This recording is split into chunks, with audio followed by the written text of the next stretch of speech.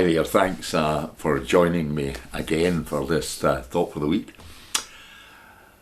While it was still dark, watch three men running through the deserted streets, and they're running straight for Caiaphas' house.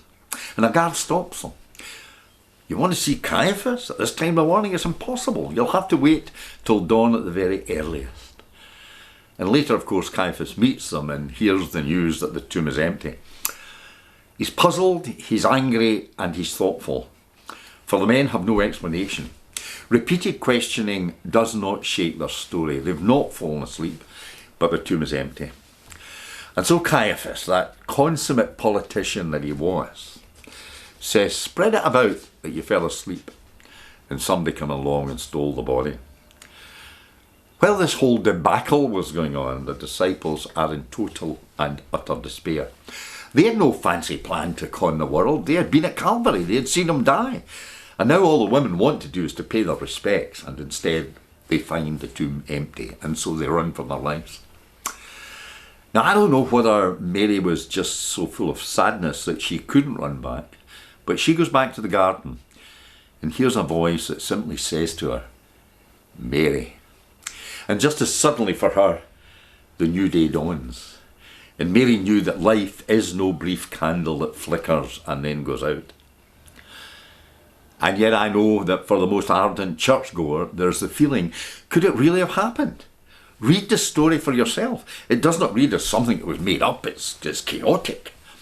Note the initial reaction that Mark quotes. The disciples did not believe the women because their words seemed to them like nonsense. Thomas wouldn't believe it. This is no made up story. No one tried to iron out all the wrinkles in order to convince us. And I suppose that's the first reason that I believe in the resurrection. Those who experienced it are actually such credible witnesses.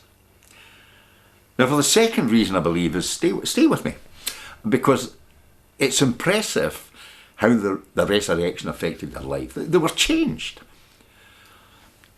Not one of them who claimed to have met Jesus after the resurrection recanted.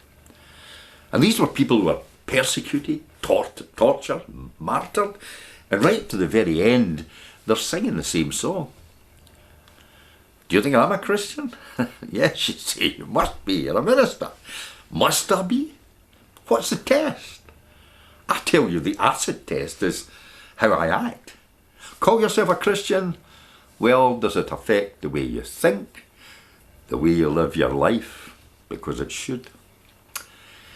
And I think every one of these witnesses of Jesus' disciples who said he had risen has passed the test. How would you ever make anything like this up and stick to it when stones were pounding your body, like Stephen? How would you stick to it when you were being crucified upside down like Peter?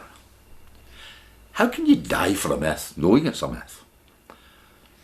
If it had been me, I'd be shouting out, I'm only kidding, it was just a joke, I made it up. But they did not. Think of that when all over the world today, people in the church will hear these words, Christ is alive. And the response is, he is alive indeed. Christ is risen. He has risen indeed. God bless you, and thank you for listening to me on this Easter Sunday.